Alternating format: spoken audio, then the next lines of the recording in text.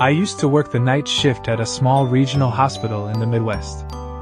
Most nights were slow. The halls were dim, quiet, and still enough that you could hear the ventilation hum. I was a new nurse then, only a few weeks into the job. One thing the older staff told me on my first night was this: never go into room 317 at night. If you hear anything from there, call one of us. They laughed when they said it, so I assumed it was just hazing. Room 317 had been closed for years. That whole section of the third floor wasn't used. No patients, no beds. The lights were always off down that hallway. But sometimes, we'd hear things. It started small, footsteps, slow ones, almost dragging. I remember one night around 2:30 a.m. I was restocking the supply cart near the stairwell. The building was silent, that deep nighttime silence that feels heavy and unnatural. Then I heard it. Tap, tap, tap, footsteps down the hall. I froze. I listened. They were coming from the direction of room 317. I peeked over. The hall lights were dim and motion activated, so they should have stayed off.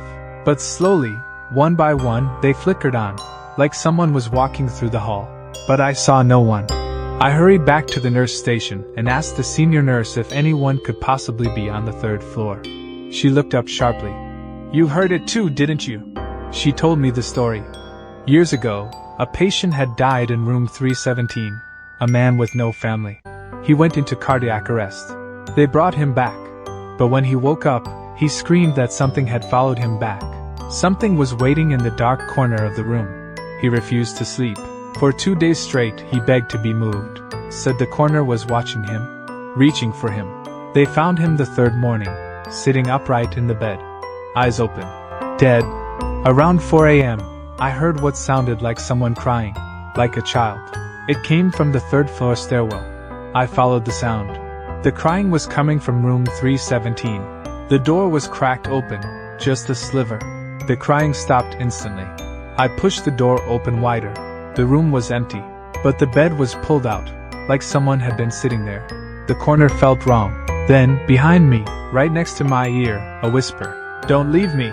I ran. I transferred hospitals within a week. Room 317 is still locked. But sometimes staff still hear footsteps, and someone quietly crying.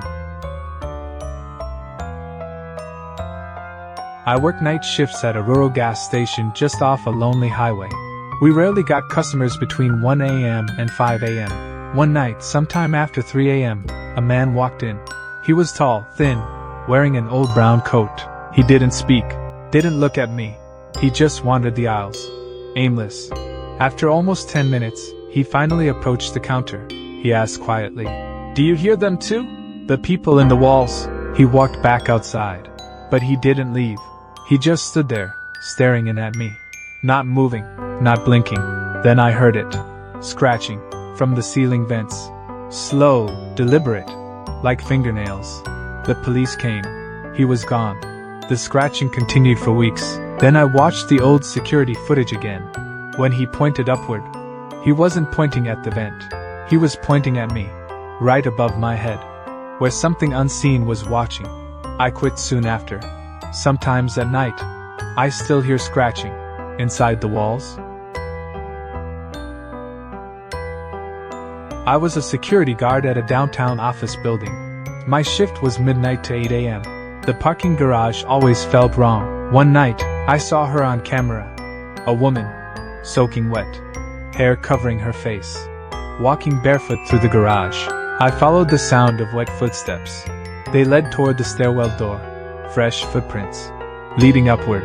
The footprints stopped at a solid concrete wall, as if she had walked into it. They say she drowned herself here, in a place with no water. Some nights, she comes back, looking for someone to drown with her. I used to work as late-night cleaning staff for a city subway. One night, the train stopped between stations. The lights dimmed to a sick yellow glow. I thought the car was empty. "Don't go." He sat in the far corner, pale, old clothing, expression blank. "If you get off, it will see you." He pointed to the tunnel. I looked. Nothing was there. When I looked back, he was gone. In the subway window reflection, Something was crawling along the ceiling behind me. Long arms. No face. Skin like wet paper. When the train reached a station, I ran. I quit the next day. But sometimes, when I ride the subway, I feel it watching. Which story scared you the most? Comment below and subscribe for more true horror stories.